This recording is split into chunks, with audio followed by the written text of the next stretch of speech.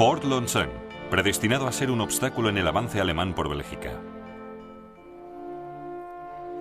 Los guardias de la fortaleza se encontraban entre las primeras bajas de los millones que causaría la guerra. En los primeros meses, en el oeste se fue preparando el molde de lo que sería una nueva clase de guerra. Los estados industrializados se centraron en el conflicto. Más de 7 millones de hombres armados con la última tecnología. 11 millones de civiles sometidos a una brutal ocupación.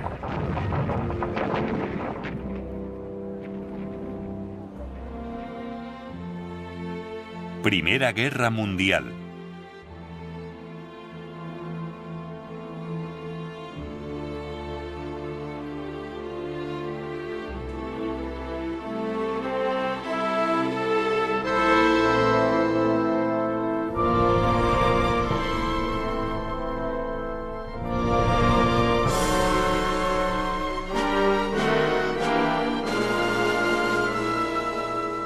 A la sombra del águila.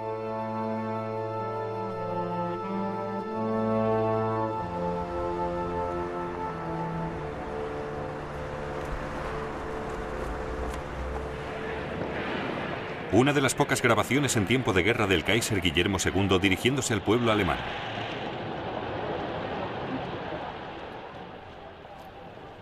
Ahora debe decidir la espada.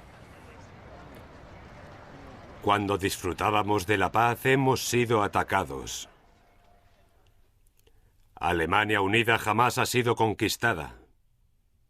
Avanzaremos con Dios a nuestro lado, como lo estuvo con nuestros antepasados.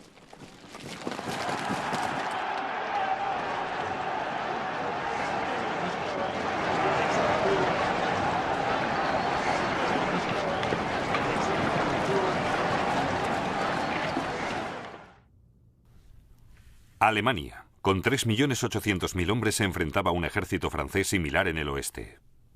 Pero 3 millones de rusos la atacaban por el este. Los recursos de Alemania estaban divididos en dos frentes y no podía abrirse camino fácilmente por la cadena de fortalezas francesas a lo largo de la frontera.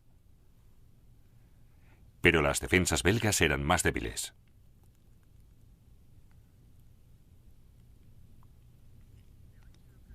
El general Schlieffen tuvo la idea de atravesar Bélgica, entrar en Francia y rodear al ejército francés.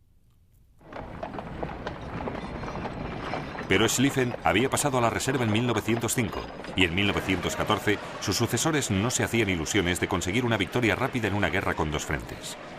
De hecho, al principio de la guerra de Alemania flotaba un aire de pesimismo, desesperación e improvisación.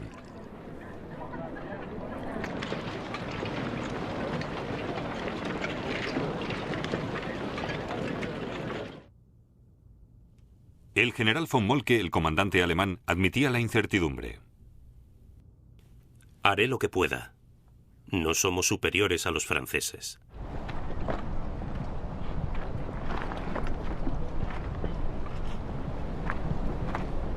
Los alemanes, aunque fueron a la guerra sin un plan maestro, reconocían que tendrían que hacer la guerra paso a paso.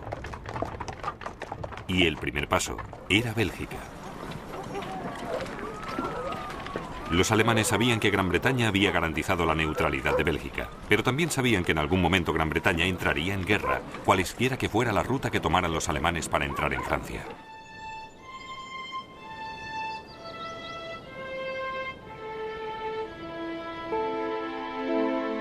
Los belgas pusieron sus esperanzas en fortalezas de cemento reforzado, armadas con cañones alemanes Krupp.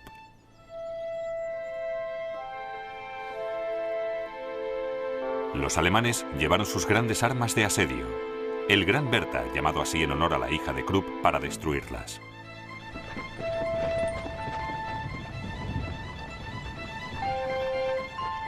El monstruo avanzó en dos partes, tirado por 36 caballos. El pavimento tembló. Los cuervos quedaron en silencio debido a la consternación provocada por la aparición de un aparato tan fenomenal. Luego llegó la aterradora explosión. La gente fue lanzada hacia atrás. La tierra tembló como si se tratara de un terremoto y se hicieron añicos todas las ventanas de las proximidades.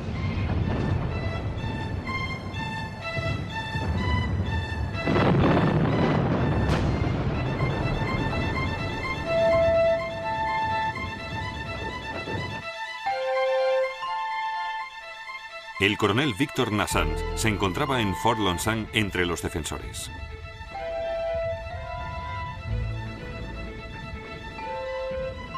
Una vez se cerraron las gruesas contraventanas y las pesadas puertas de metal, la fortaleza y su destino quedaron sellados.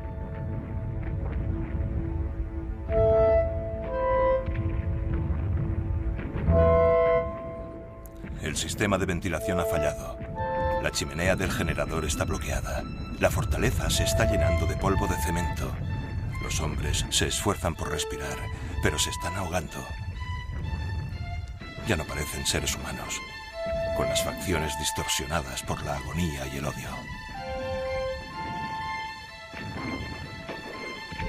Un proyectil alemán alcanzó el polvorín, destruyendo el techo de cemento de 2 metros de grosor, matando a 250 soldados.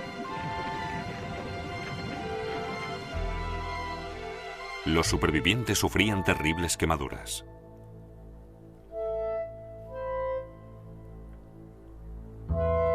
El 16 de agosto habían caído todas las fortalezas alrededor de Lieja. Pero la guerra de Bélgica solo acaba de empezar. Los alemanes sostenían que los francotiradores civiles belgas les disparaban desde las ventanas de los desvanes y los tejados. De hecho, la mayoría de los disparos procedían de pequeñas unidades de soldados franceses y belgas en retirada o de soldados alemanes nerviosos que se disparaban mutuamente.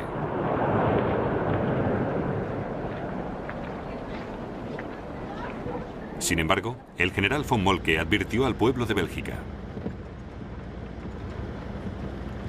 cualquiera que participe sin autorización será considerado un francotirador y fusilado sumariamente en el acto.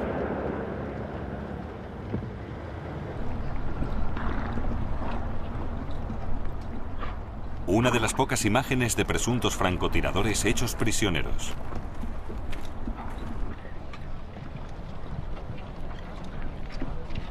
Historias fantásticas que se filtraban sobre soldados alemanes bisoños que partían hacia el frente con un agudizado sentido de paranoia.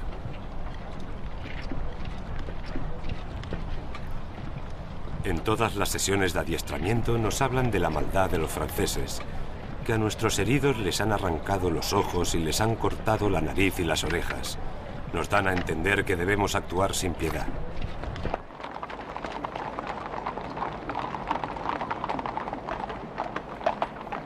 La presión por mantener un avance rápido a través de una población hostil dio lugar a brutales atrocidades.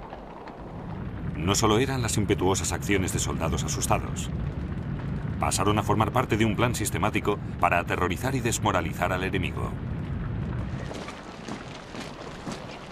Nos ordenaron que los matáramos a todos y borráramos del mapa parte de la ribera izquierda del río Moss. Es una tarea honorable y seremos famosos para siempre.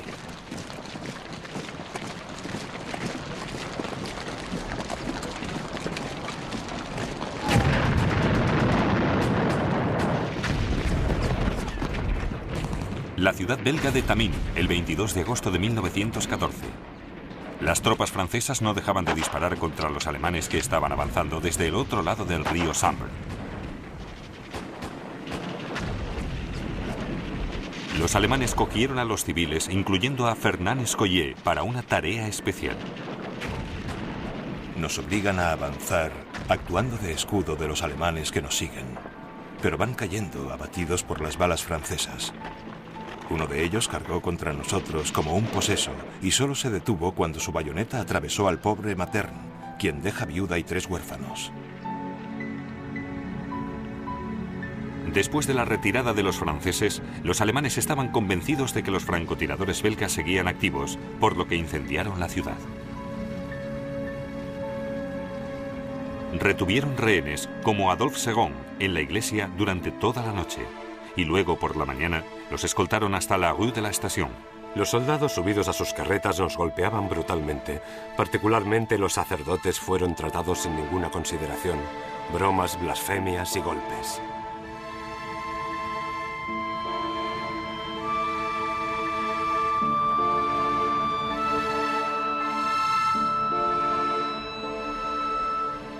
Cerca de 400 hombres, mujeres y niños, entre ellos el padre Donet, fueron llevados a la plaza principal junto a la orilla del río.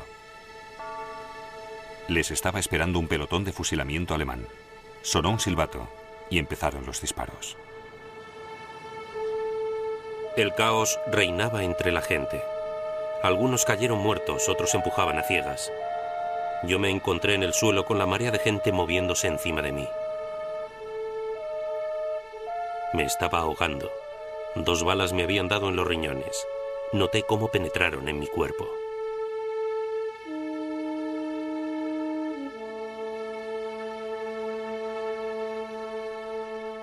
Arthur Fauvel cayó encima de mí, muerto. No importaba lo mucho que lo intentara, no podía salir de debajo del montón de cadáveres. Le cortaron la cabeza a Achille Leroy, el carbonero. Yo lo vi, la cabeza separada del tronco. La máxima crueldad fue cuando los soldados comprobaron una por una a las víctimas. A los que seguían con vida los remataban violentamente con la bayoneta. Luego los arrojaron al Sambre.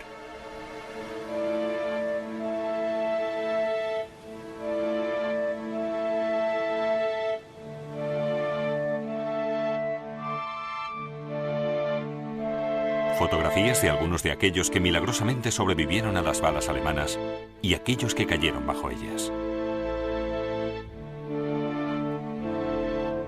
Un total de 6.500 civiles franceses y belgas, incluyendo mujeres y niños, murieron durante el primer mes de la guerra.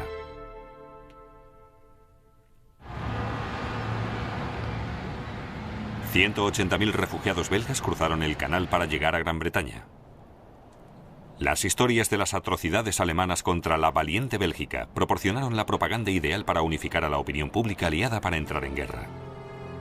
Así nacieron las imágenes del Uno asesino y de los bárbaros boches.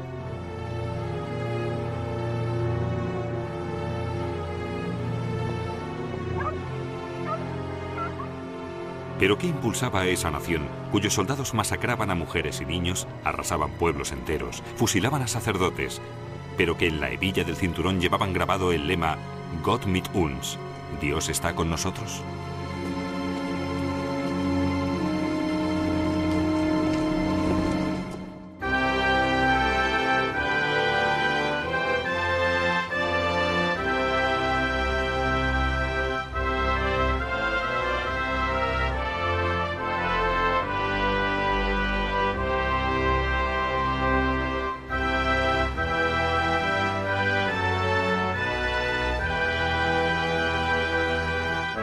El monumento levantado en las afueras de Leipzig para conmemorar el centenario de la Batalla de las Naciones fue dedicado ayer. En el interior del monumento hay una cripta en honor a los héroes que cayeron luchando contra Napoleón. Entre tumultuosos vítores, el emperador llegó a la amplia escalinata que lleva a los pies del monumento. La muchedumbre cantaba el precioso himno «Démosle todos gracias a Dios».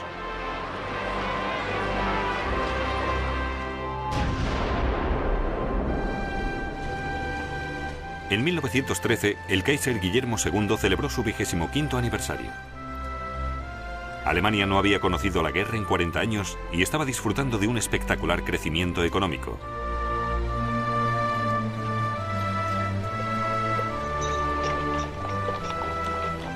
El Kaiser describió a su nación no como un agresor con ambiciones territoriales, sino como el custodio de la concordia internacional. Alemania está salvaguardando la paz de la tierra, en la puerta del Templo de la Paz, no solo de Europa, sino del mundo entero. Pero Alemania solo tenía la edad de dicha paz. 40 años antes estaba formada por 39 estados separados.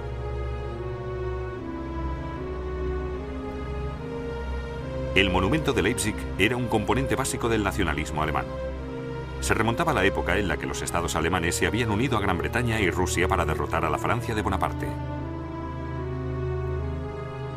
Su monumental arquitectura pretendía incrustar las raíces de la nación en un pasado compartido.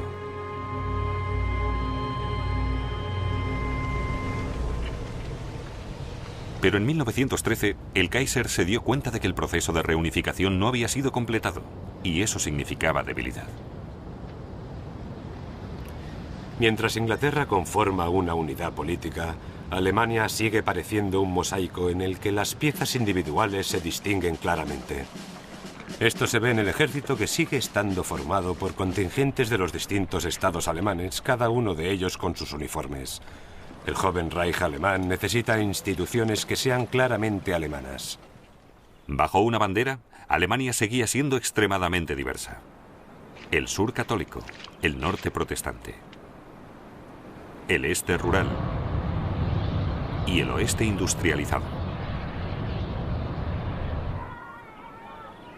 Alemania parecía ultraconservadora. Contaba con un moderno estado del bienestar que inspiró las reformas de Gran Bretaña anteriores a 1914. El alcalde de Estrasburgo me ha mostrado una de las nuevas bolsas de trabajo. He visto a algunos de los hombres más pobres de la sociedad alemana, pero todos tienen una tarjeta del seguro que les da derecho a beneficiarse en caso de enfermedad, invalidez y en la jubilación. No hay duda de que esas bolsas de trabajo son tremendas. El honor de introducirlas en Inglaterra sería por sí mismo la mejor de las recompensas.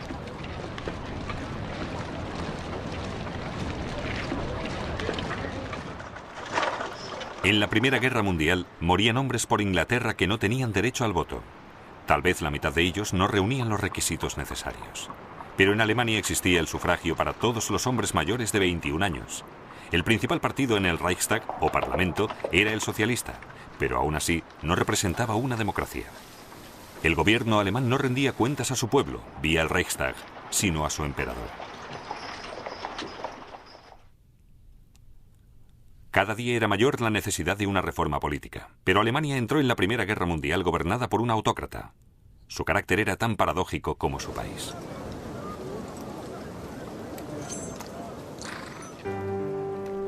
Un día el Kaiser es un rey soldado, rígido, tradicional. De repente es un rey reformador, abrazando a los obreros como hermanos.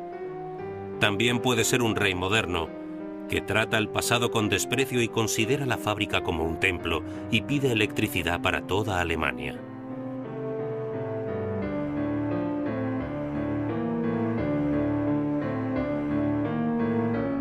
El Kaiser Guillermo II era el nieto mayor de la reina Victoria y primo tanto de Jorge V de Gran Bretaña como del zar Nicolás II de Rusia. Guillermo había nacido con el brazo izquierdo medio paralizado, cosa que compensó con el deporte, navegación, equitación y caza. Tenía un rasgo de inmadurez y a menudo se disfrazaba y gastaba bromas pesadas muy crueles.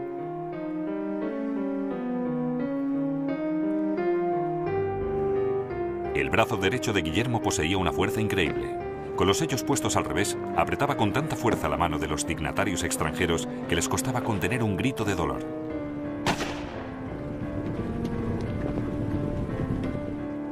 Las inseguridades de un rey no tienen gran importancia si no tiene poder, pero el Kaiser era el comandante en jefe de Alemania, el supremo señor de la guerra. El Kaiser no tiene una opinión propia sobre ningún tema y no sabe qué hacer. Tristemente es como masilla en las manos de la gente inteligente y sorprendentemente cambia de opinión con mucha facilidad. Todo lo que decide está motivado por su deseo de ser popular.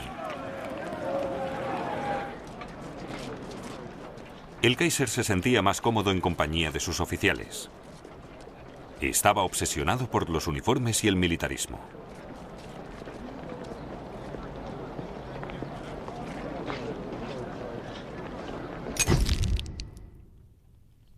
El carácter de su ejército era rígidamente profesional, aunque incluso en tiempos de paz, la mitad de los soldados eran reclutas.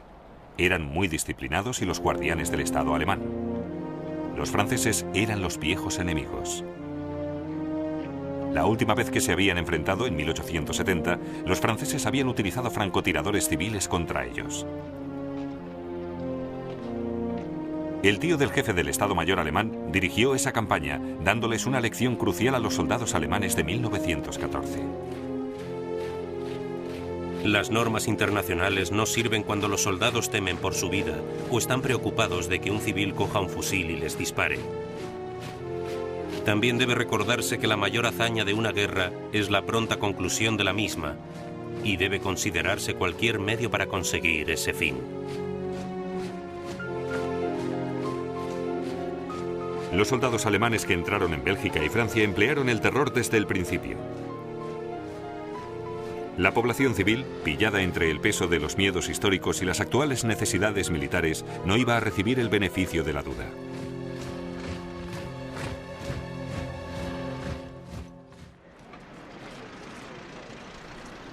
Las tropas francesas y belgas soportaron las furiosas embestidas alemanas. Muy pronto se les unieron las tropas británicas.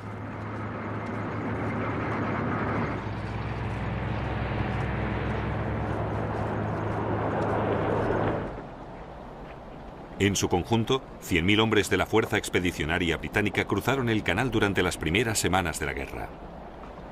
El 21 de agosto, las tropas británicas tomaron posiciones junto con el V Ejército francés, cerca de la ciudad belga de Mons, próxima a la frontera francesa.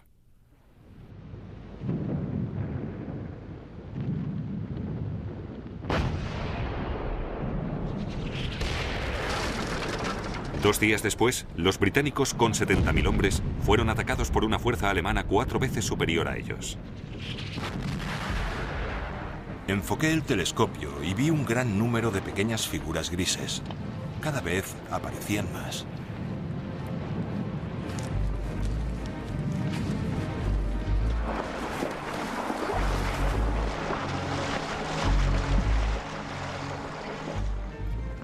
Las mujeres empezaron a gritar y a correr hacia sus casas, seguidas por los hombres. Mientras los niños, movidos por la curiosidad, se quedaban atrás mirando lo que pasaba. En pocos segundos, todos esos civiles huían por las carreteras.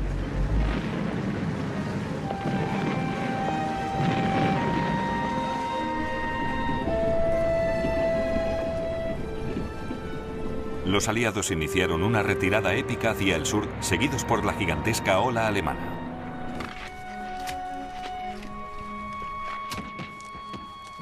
La guerra en el frente occidental no empezó en las trincheras. Durante los primeros meses fue móvil, rápida y peligrosa. En las primeras 4 semanas, el ejército alemán perdió más de 250.000 de hombres, muertos, heridos y desaparecidos.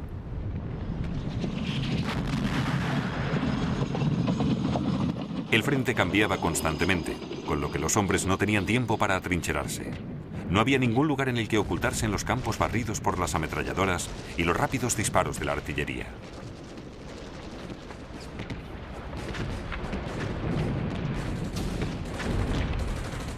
El soldado británico Edward Dwyer ganó la Cruz Victoria en la Colina 60 en Bélgica. Solo tenía 19 años. Recordaba la retirada de Mons en una grabación realizada en 1915. Murió un año después. Yo ya estaba en el ejército cuando estalló la guerra. Fui a Francia el 13 de agosto de 1914. Vosotros en casa no sabéis lo que vuestros chicos sufrieron esos días. Esa marcha desde Mons fue una pesadilla. A menos que estuvieras allí, no se puede imaginar lo agónica que fue. Solíamos recorrer de 30 a 33 kilómetros al día. Y solo había una cosa que podía alegrarnos en esas marchas.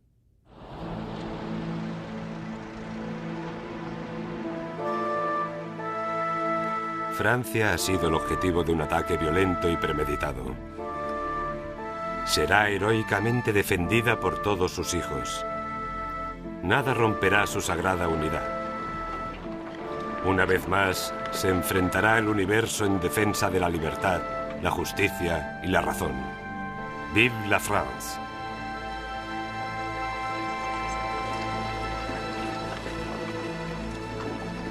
Al principio de la guerra, Poincaré había pedido a todos los franceses la unidad nacional. El 2 de septiembre de 1914, los alemanes estaban a tan solo 45 kilómetros de París y la Sagrada Unión empezaba a quebrantarse. Se cavaron trincheras, se llenaron los sacos terreros y se levantaron barricadas. El gobierno abandonó la capital y se dirigió a Burdeos, provocando el éxodo general. 1 millón de parisinos, 1/3 de su población, abandonó la ciudad.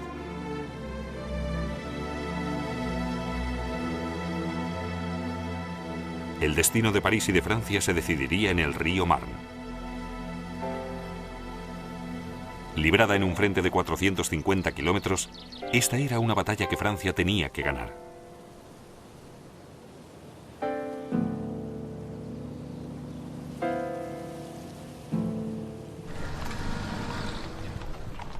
Pero a pesar de que los alemanes casi tenían a la vista la capital del enemigo, su avance se adelantaba a su línea de suministros. En 1914 había muy pocos camiones. Los caballos tiraban de los cañones y de las carretas. El general von Moltke, el comandante alemán, se sintió alarmado. Casi no nos queda ningún caballo en el ejército capaz de dar un paso más. No queremos engañarnos. Hemos tenido éxito, pero aún no hemos conseguido la victoria. La victoria significa la aniquilación de la resistencia del enemigo. Pero, ¿dónde están los prisioneros y las armas francesas que deberíamos haber capturado? Los franceses se han retirado de forma disciplinada, siguiendo un plan. Nos enfrentamos a tiempos difíciles.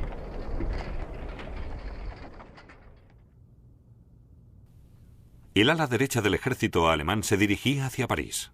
Los franceses habían retirado tropas del este, transportándolas por ferrocarril hasta París para atacar el flanco de los alemanes. Ahora los aliados superaban en número a los alemanes y eligieron su momento para atacar. Cuando los alemanes se acercaban a París, se abrió una peligrosa brecha entre su primero y segundo ejército.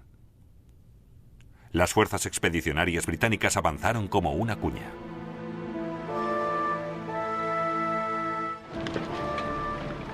Para los franceses es su hogar y los vuelve locos. Sin embargo, nosotros seguimos luchando sin animosidad. Pero los franceses lo están dando todo, y eso hace que nos preguntemos si la gente en Inglaterra se da cuenta de lo que significa el avance de un ejército invasor por un país. En la víspera de la batalla, el comandante en jefe francés, Mariscal Joffre, se dirigió a sus oficiales. Cuando empieza una batalla de la que depende la salvación de la nación, no podemos mirar atrás. Tenemos que hacer todos los esfuerzos necesarios para atacar y repeler al enemigo. Las tropas que no puedan avanzar deben a cualquier precio defender el terreno conquistado y morir antes que retirarse. El Marne pasaría a la historia como la batalla luchada en un solo campo y en un día. Fue la cúspide entre el antiguo y el nuevo arte de la guerra. En los alrededores de París, los grandes ejércitos maniobraban como lo habían hecho durante siglos. Pero en el este, los franceses cavaban trincheras para defender sus posiciones. Aquí, las líneas de batalla eran estáticas.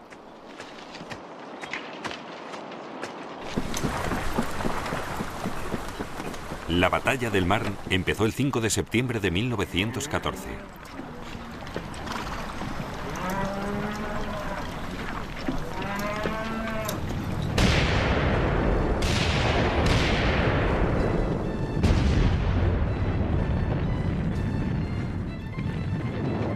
La lucha ha empezado. Los proyectiles franceses estallan incesantemente frente a nosotros. Buscamos refugio en la zanja de una carretera. Los estómagos nos recuerdan ruidosamente que tenemos hambre, pero el fuego constante hace que sea imposible levantarse para coger una manzana. Algunos se tapan los oídos para no perder los nervios con el incesante tableteo de las ametralladoras. Han caído muchos de nuestros oficiales. No podremos defender esta posición por mucho más tiempo.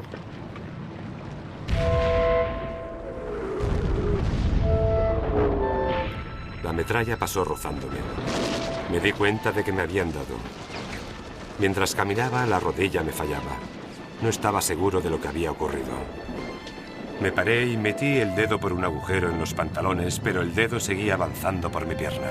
Nos dirigimos hacia el fuego de ametralladoras que rugía a nuestra derecha, más allá de Barcy, donde la metralla sigue cayendo como lluvia. Las casas están ardiendo. De ambos lados oigo, es nuestra propia artillería. Me pegué al suelo con la cara hundida en la tierra.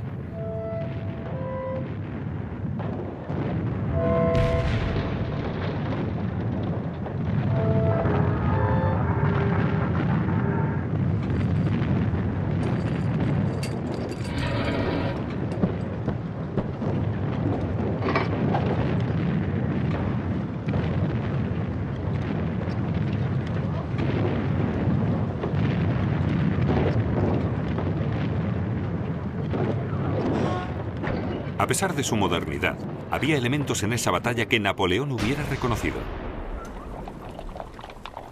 La caballería, armada con lanzas, jugó un papel muy importante. Nadie llevaba casco. Y como estas fotos originales en color del Marne muestran, los uniformes de algunos soldados eran más propios de un desfile que de las necesidades del camuflaje. Durante los primeros meses fueron un blanco muy fácil. Apunté con el fusil. Cayeron 2 franceses. Volví a disparar. Nada. Me quedé sin munición. Desenvainé la bayoneta. Esperaba que una bala me matara en cualquier momento. Pero entonces el resto de mis hombres aparecieron por entre la maleza y el enemigo se desvaneció. Los alemanes llevaban uniforme de campaña color gris, pero los británicos eran aún más difíciles de distinguir, como envidiosamente apuntaba un alemán. El color de los uniformes británicos es más apropiado para el terreno que el nuestro. Es una especie de color marrón verdoso, un color sucio. Eso es una ventaja, a pesar de que nosotros vamos a ganar.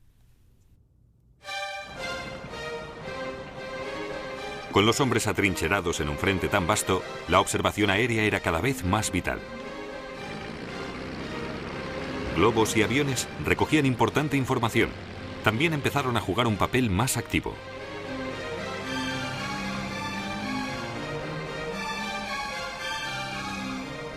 De repente apareció un aeroplano francés. Viró y dejó caer algo.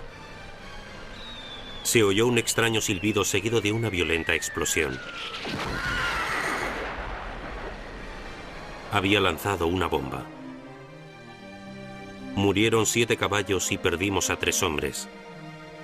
Para nosotros esto es algo completamente nuevo. Ninguno de nosotros sabe cómo defenderse de este monstruo de los cielos. Los aeroplanos de reconocimiento alemán observaban el empeoramiento de la situación en el Marne.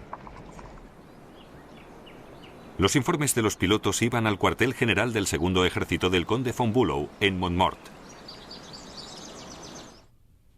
Informes escritos a mano como este mostraban el constante avance de los aliados en la brecha letal entre sus hombres y el primer ejército. El 8 de septiembre de 1914, von Bülow ordenó la retirada de sus fuerzas.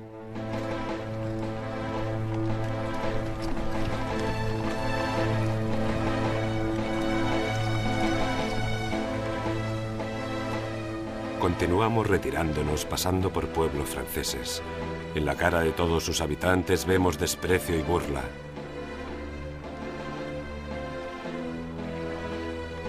Las mujeres se asomaban a la ventana y se llevaban el pulgar a la nariz, y se mofaban de nosotros. Para ellas éramos el ejército derrotado. Los franceses se referían a la batalla como el milagro del Marne. Francia había sido salvada al coste de 250.000 de bajas, las mismas pérdidas que los alemanes.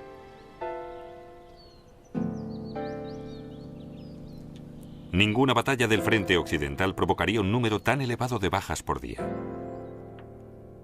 Louis de la Grandière, un conductor francés de ambulancia, estaba destinado en la granja de Saint-Sophie en plena batalla.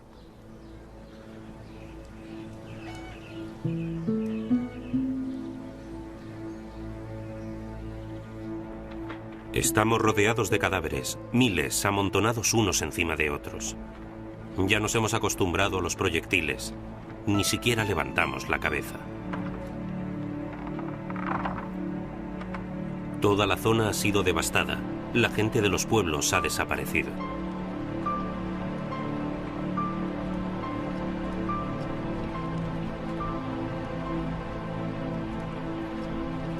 $33 generales alemanes fueron discretamente sustituidos. Pasado un tiempo prudencial, Moltke fue sustituido por Erich von Falkenhayn. El pueblo alemán nunca supo la verdad del Marne.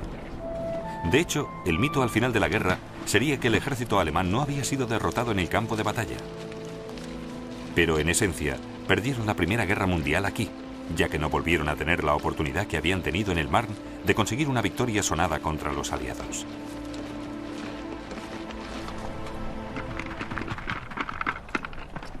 Alemania se veía comprometida a una larga guerra. aunque carecía de los recursos para ella. En noviembre de 1914, Falkenhayn ordenó a sus tropas que se retiraran a tierras altas y se atrincheraran. Incapaces de abrir una brecha, los aliados no tenían más opción que atrincherarse.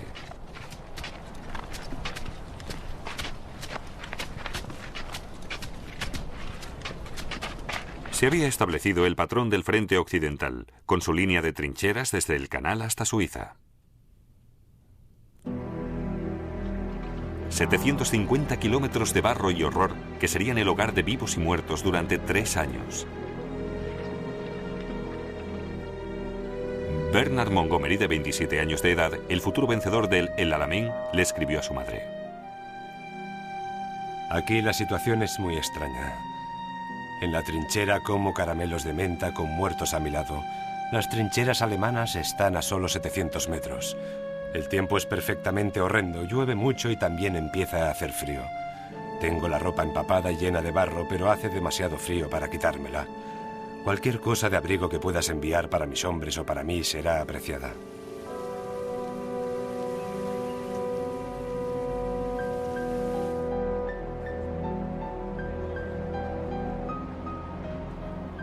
Y más allá de la tierra de nadie, más allá de las líneas alemanas, 11 millones de franceses y belgas, hombres, mujeres y niños, aprendían a adaptarse a su nueva vida, como civiles bajo la ocupación alemana.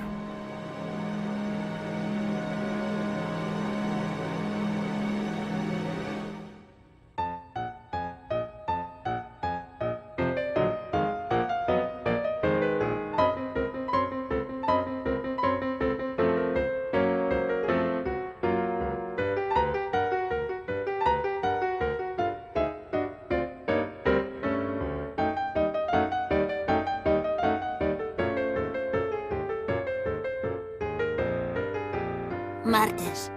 Cruel martes. Las tropas alemanas han pasado bajo mi ventana. He oído una orden gutural. Muy pronto, el pueblo estaba lleno de boches, de bestias, de cerdos. Confiscaron todas las armas y exigieron $250,000 de francos en oro. El extraordinario diario de un niño de 10 años titulado Diario de la Guerra Franco-Boche.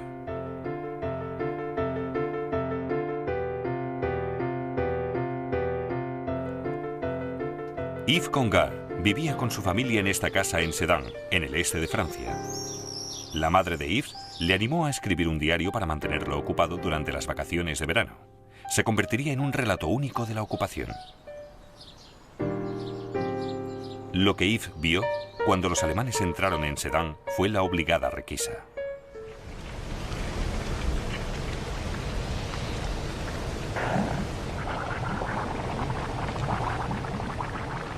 Al principio, Alemania había adoptado una política de intervención estatal para la producción de guerra.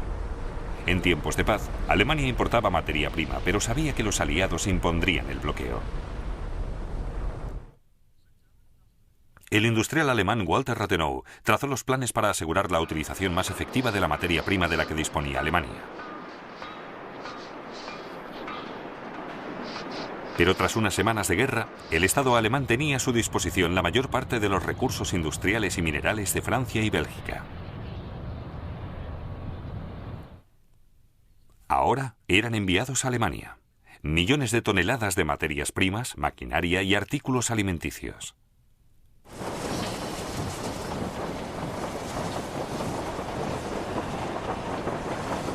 Pero la requisa de bienes no se limitó al gobierno. El ejército alemán recibió la orden de vivir a costa de los territorios ocupados. Lo que los soldados querían, lo cogían.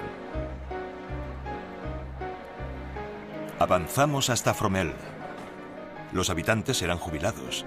Nuestros muchachos encontraron un alijo de vino y huevos. Cogimos lo que quisimos. Mientras tanto, la iglesia fue destruida. No se libró ni una sola casa. Nos han cogido, o mejor dicho, nos han robado. Paja, cobre, avena y las pertenencias de unos 8 millones de personas. Han saqueado las bodegas, las casas vacías. los nogales, los postes de telégrafos y el ganado.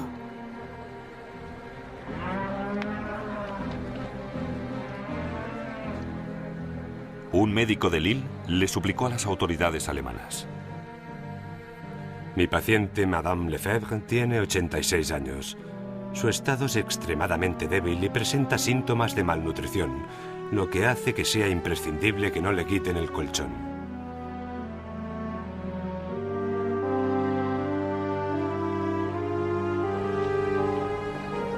No solo fueron pérdidas materiales.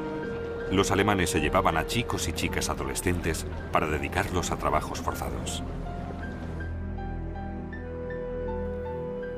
Hemos pasado las últimas 3 semanas con la más terrible de las angustias y tortura moral para el corazón de una madre. A las 3 de la mañana, estos héroes alemanes salen con una banda militar, ametralladoras y la bayoneta calada a la caza de mujeres y niños para llevárselos. Solo Dios sabe dónde o por qué.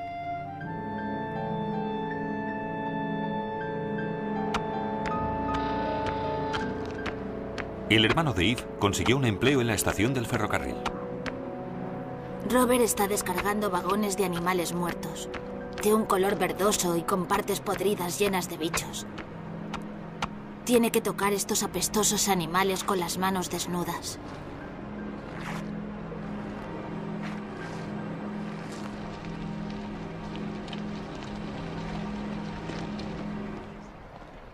La Francia ocupada estaba gobernada como un estado militar, como demuestra esta película de la policía militar alemana en Lille. Los relojes marcaban la hora alemana. Se emitieron nuevos documentos de identidad.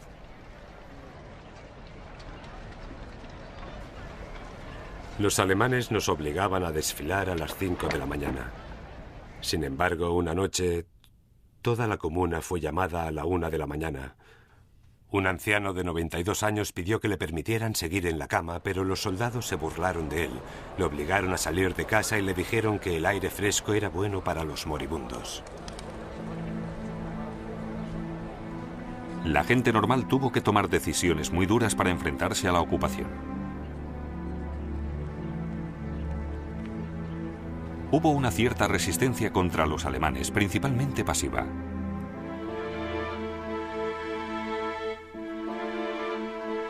La oposición belga estuvo dirigida por la cabeza de la Iglesia Católica, el cardenal Mercier. Su carta Patriotismo y Resistencia se leyó en voz alta en todas las iglesias de Bélgica en febrero de 1915.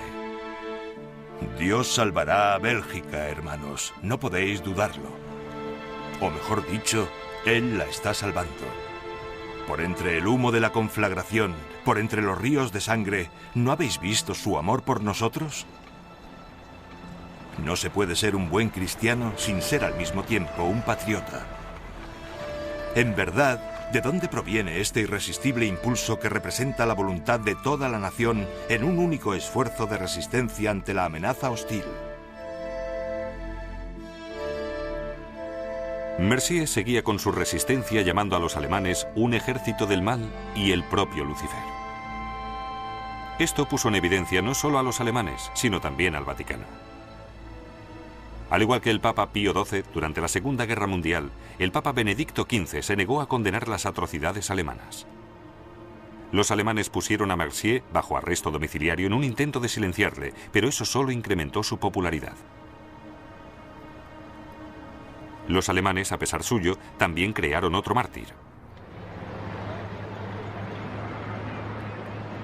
Edith Cavell era la matrona británica de un hospital de Bruselas. Después de la ocupación de Bélgica, ella ayudaba a los soldados aliados a escapar a la neutral Holanda. En agosto de 1915 fue detenida, juzgada y condenada a muerte.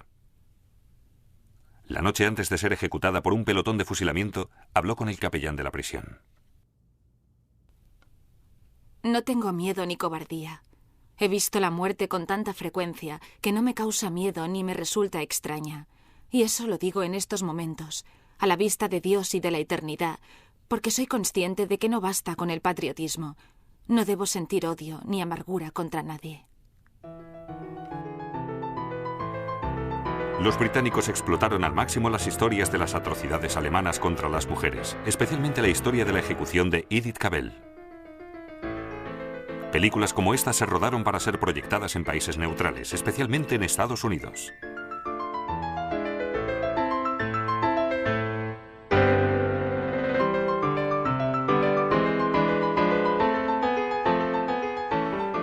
Le cerré los ojos y coloqué su cadáver en el ataúd.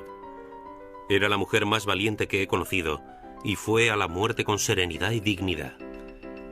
Sin embargo, se había comportado como un hombre con los alemanes y merecía ser castigada como tal.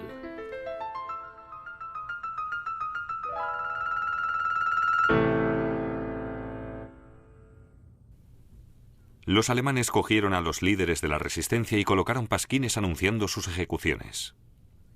Y emplearon otro método para asegurarse la obediencia civil. Tomaban rehenes, incluyendo el padre de Yves Congar. Se acerca la hora. La última comida juntos. Las despedidas, los abrazos. Quiero llorar. Padre se fue a la estación y los chicos le acompañamos. Yo me mordí el labio y noté que las lágrimas pugnaban por salir. Padre dijo, os quiero. Adiós. Recordadme. Luego nos besó. Todas las noches rezo una oración por mi padre y los otros rehenes. Los civiles, hombres, mujeres y niños, eran embarcados en trenes para el ganado y enviados a campos de concentración como rehenes y obligados a realizar trabajos forzados. Varios miles de franceses y 58.000 belgas. La detención de civiles por parte del enemigo ha sido trágica. Los más débiles, debido a que eran los más inofensivos, eran detenidos sin que entendieran el motivo, sin tiempo para recoger sus pertenencias. Y de pronto eran considerados criminales, y luego llevados a campos de concentración para garantizar la seguridad en las zonas ocupadas. Estos civiles se convirtieron en simples peones en manos de sus captores. La hija de un médico de Lille supo lo que estaba sufriendo su padre. Papá estuvo encerrado durante 5 días por negarse a participar en una operación llevada a cabo por un boche. Todos los paquetes de comida son abiertos y clasificados. Los prisioneros recogen las provisiones todos los días, pero solo hay un recipiente. Leche, pescado y fruta en el mismo cubo, porque los alemanes utilizan las latas para fabricar granadas.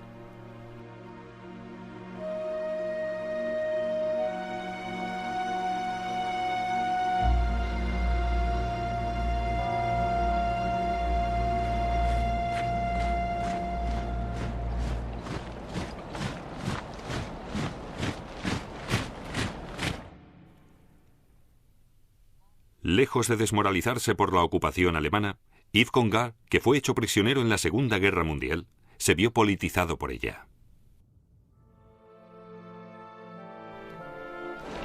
Casi no hay pan.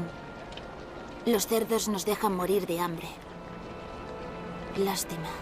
Después de todo, somos franceses y si tenemos que morir, moriremos. Pero Francia saldrá victoriosa.